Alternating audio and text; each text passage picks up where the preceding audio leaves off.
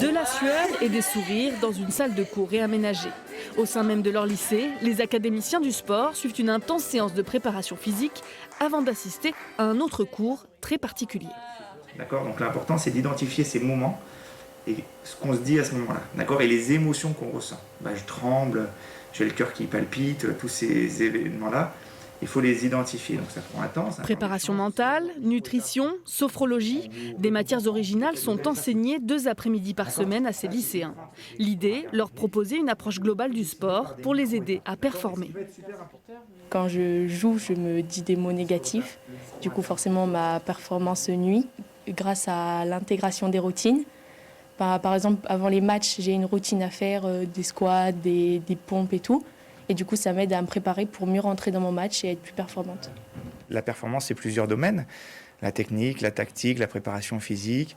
Et la préparation mentale est un des piliers de la performance. Et donc, l'idée de l'Académie du sport, c'est aussi de permettre d'appréhender des bases en préparation mentale. Ce projet innovant est né à la suite de la disparition du pôle espoir handball il y a 2 ans. Un coup d'arrêt pour Elia, par exemple. Cette Corrézienne avait alors fait une croix sur sa carrière de joueuse. J'étais un peu triste que ça se finisse comme ça. Pour moi, j'avais arrêté, je comptais pas reprendre. Mais quand j'ai arrêté, ça me manquait toujours un peu de toucher le ballon. Grâce à l'Académie du sport, la jeune fille et 4 autres joueuses suivent les entraînements de l'équipe de D2 de Saint-Junien. Retour en cours où les académiciens ont des questions un peu inhabituelles. Et si on mange un litchi, c'est considéré comme un fruit? Non. Une portion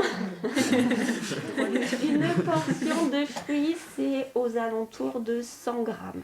Avec les handballeuses, 2 judokas et un combattant de jiu-jitsu composent l'Académie du sport. Et pour ces derniers, les cours de diététique revêtent une importance particulière.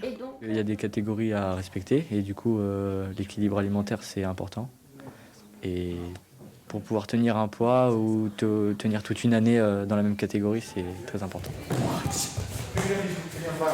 Au judo club de Saint-Junien, les enseignants d'Esteban l'ont constaté, il maîtrise mieux son poids grâce au conseil de la nutritionniste. Et ce n'est pas le seul à progresser depuis septembre.